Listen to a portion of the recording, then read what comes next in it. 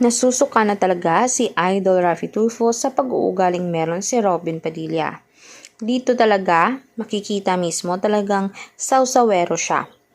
Lalong-lalo na sa mismong gyerang nagkakalabanan between Bongbong Marcos, ang ating presidente, at ang vice presidente ng Pilipinas na si Sara Duterte. Hanggang ngayon ay umaabot pa rin talaga tayo sa puntong grabe na talaga yung away nila.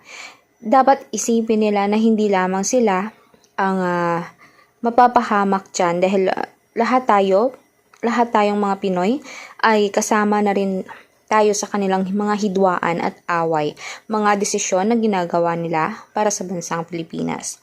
Ngayon, hindi dapat nag-aaway ang mga presidente at vice presidente dahil dapat ay nagkakaisa sila para mas lalong mapaunlad pa ang bansang Pilipinas. Paano na lamang kung mawawala ang presidente, ang vice presidente, basta-basta na lang papalitan, walang magandang organisasyon at talagang puro na lang pera ang nasa utak nila.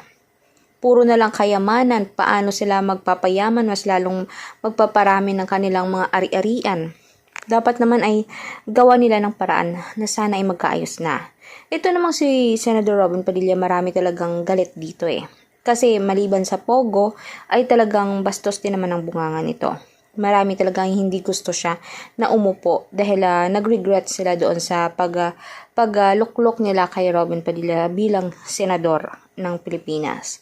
Ngayon ay maaari naman siyang mapatalasik pero inaayos pa kasi.